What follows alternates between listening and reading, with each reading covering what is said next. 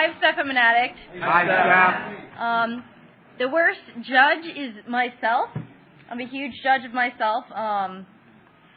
Just as an addict, like we're very oversensitive people, and I'm like through step work, I've realized how much the judgments of others have affected me and have been like stored within my psyche and like my spirit. And like forgiveness was something I never understood. I didn't think it was like useful to me as a spiritual principle. I got to like I was pretty happy to do like the steps and like let go of a lot of crap, but when I got to the 8th and 9th step, I was really thinking like I don't need to seek forgiveness from other people. Other people need to seek forgiveness from me.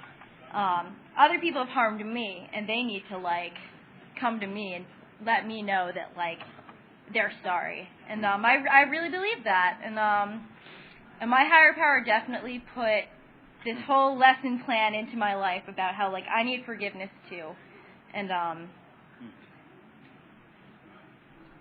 the more I hold on to like the judgments other people have had on me, like the more I hold myself to those judgments. Like, and I need to, compassion for ignorance is something I've learned about recently. And just like I didn't know that there was another way of life, and I didn't know that there was a solution. And I can't like judge my old self for having not done the right thing when I just didn't have the resources. Like I need to be able to like have that type of compassion for other people. And if I don't forgive the girl in 3rd grade who used to bully me and told me I was fat and no one loved me unless I lost 10 pounds, then I'm gonna like continue to believe that no one can love me unless I do these things. And I've hold that resentment for a while and just being like, who could do that? Like, I must have been a real piece of shit, And, like, lots of little things I'm realizing, like, contributed to, like, how insecure I am. And there were things, like, people did unwittingly. And when I really examine myself, I see that, like, I've done things like that, too. Like, I totally forgot about this, totally pushed out of my consciousness, but, like, I just recalled there was this girl on the bus, and she used to always try to talk to me, and she was annoying. And I used to be like, shut up, you're stupid. And I didn't mean anything by it. I was just a kid. You know what I mean? So, like, I'm definitely guilty of some of the same things people have done to me, but I've been carrying them around. And same with, like, I've been judged by people in the rooms, and I let that affect me. Like, there's people, like, if there's certain people in a room that I feel like have judged me, or if I've projected that they've judged me, like, I can't share, I can't be myself. I don't believe that I'm worthy of being myself.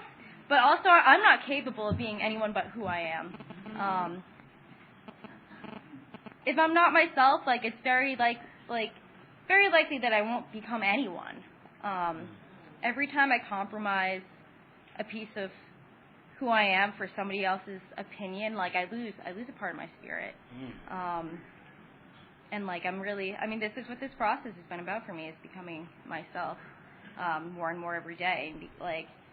My belief system in using, like, a big part of my addiction is believing that, like, everybody else had something else about them that, like, got them by, and there was something in me that was lacking that everybody else had, and I needed to find a way to, like, make up and compensate for that. It was constant compensation, whether it's just on a physical level, like, I don't have energy, other people naturally have energy, I need this, other people can naturally sleep, I can't naturally sleep, I need that.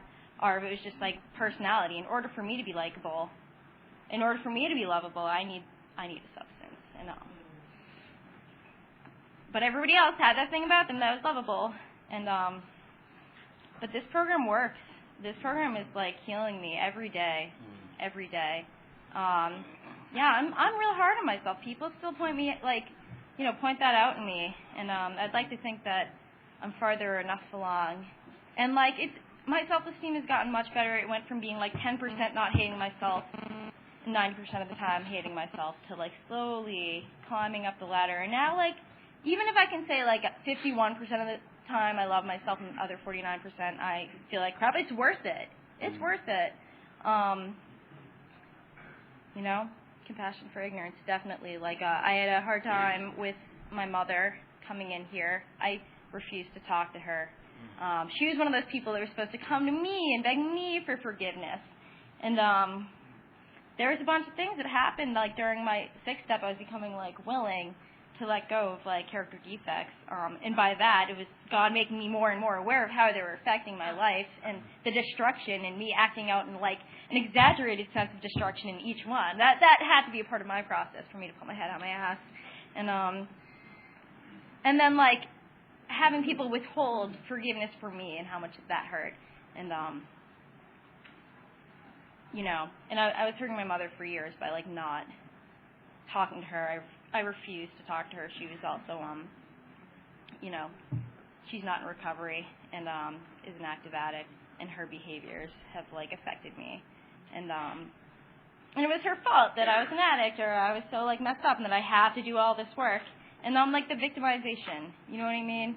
And, like, people told me when I first came here that, like, one day I would be able to see her as just, like, another sick and suffering person, and, like, she just was not given the resources she needed to be able to, like, function in the world in the same way I didn't, and that, like, I wouldn't have hate in my heart for her anymore. And, like, I was like, that's not going to happen. Like, I'm able to let go of all my resentments, but this one I'm not letting go of. Like, how could I let go of that? And, like, Narcotics Anonymous as a whole has never lied to me. Has never lied to me. The things that, like, have consistently I've heard have come true more and more as I do this process. Even the things that sounded, like, absolutely unbelievable and sounded like total crap, they've come true for sure. And, like, I have a beautiful relationship with my mother today. Like, didn't talk to her for, like, 4 or 5 years out of my own choice because I was so angry. And, like, naturally the steps come one after the other. And I can never foresee what's about to come. I'll try to project what's about to come and how, like, I'm going to grow and how this is going to work out perfectly. And it's never the way I, like, think it's going to become, but it's always what I need. Yeah, and, like, one day I just realized I didn't have anger in my heart anymore for her. And, like, that's really cool. It's still really hard because she can't be, like, the mother I need her to be and, like, the mother that I wanted her to be. And she, like, was never able to acknowledge her, like, how she affected me. And maybe I can't acknowledge how I've affected other people, but, like, that's the unconditional love, I guess. Like, I still, you know, because I have had the benefit of, like, recovery and have been exposed to this, like, I can still treat her with love and respect, you know. And, yeah, that's been priceless, a priceless gift of recovery. And same with, like, a lot of my other family members. We just weren't all given, like, what we needed to be able to, like, exist in the world as adults. And same with me. Like, I beat myself up a lot, and I'm glad that I can, like, be okay with being human. I hold myself to a very high standard that I don't hold my friends to. And, this program is about positive reinforcement. I think that's the only way this could work.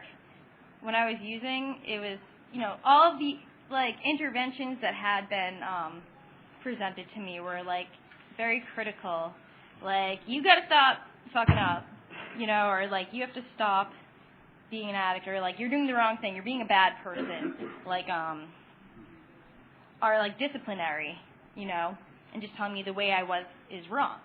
And, if anything, that just reinforced that, like, I don't know what to do. And, when I came here, it was the first time, it was all, like, positive. It was like, you have a day clean. That's awesome. Like, you know, pat yourself on the back for that. Or, like, you're trying to do the right thing. Like, did you ever think of, like, seeing that part of yourself? And we grow in love. We don't grow in criticism. At least I don't. And, even if, like, I can just find one small thing about someone who seems like, you know, they're hopeless or that they can't get it, like, that's my judgment. I judge. I mean, somebody, what was it, Harry was saying, like, you know, is it possible to completely not have judgments? And I was like, no, absolutely not.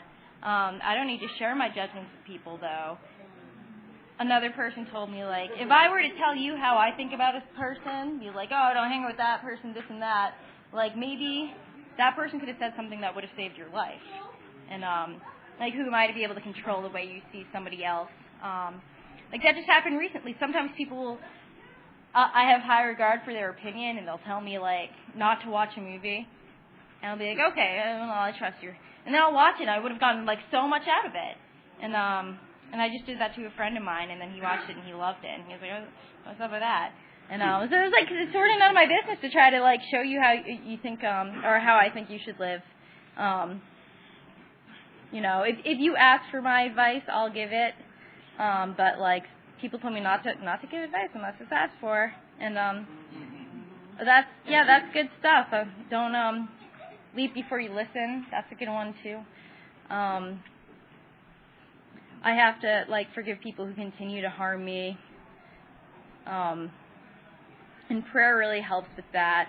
Prayer really helps with anger and resentment. Like, it was absolutely unthinkable for me to pray about people I resented for.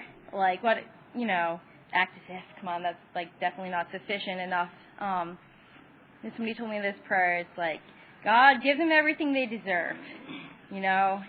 And I kept praying for some people that I harbored resentments for, like, give them what they deserve. You know, they hurted me, like, they harmed me, this and that. And, you know, I can do that and still hold on to my resentment. And, like, but, like, I know that only God knows what people deserve. And ultimately, I know, like, everybody deserves the same, like, joy and happiness that, like, I wish for in my own life.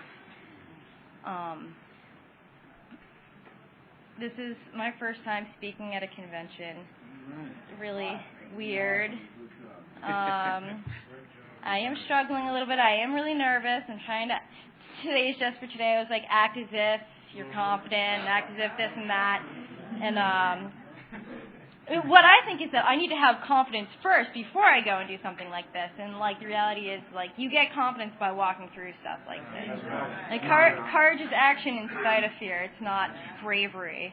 And, like, cause if I were to sit around and wait for myself to have, like, you know, enough confidence or competence, 22 years. yeah, to do anything, I wouldn't do anything at all. That's right. Yeah, I'm never going to be up. I'm never going to be perfect enough at something before I can, like, go ahead and do it. So, like, I need to just throw myself out there. My recovery's been all about discomfort, I guess. I mean, it sounds crappy, but yeah, I mean, if you want to change, like, you're going to have to be uncomfortable. And that's fine. I'm okay with being uncomfortable. It's not pain, it's just discomfort. And then the things that once were uncomfortable become, like, comfortable. This never gets easier, though, speaking in front of you. This is always uncomfortable. Unless it's, like, 3 people I don't know. But, yeah, no, it's a blessing to be here. I really appreciate you guys not judging me. I'm imagining everyone in here judging me and picking apart every little thing I'm saying. Hopefully that will get better. I didn't vomit on the table. But I know I'm exactly where I need to be. Like, I got here only, like, maybe 3 hours ago, and, like, I've heard so much good stuff I've needed to hear. I don't particularly believe in angels, but in a way I'm kind of, like, believing that now, because these guys here, like, you guys don't know me. You don't remember me. I remember you guys. You both stood out to me. He was the first convention speaker I've ever heard, ever, and I get to be up here with him, and that's, like, all the time. So I'm just going to close with, like, yeah, thank you guys for listening.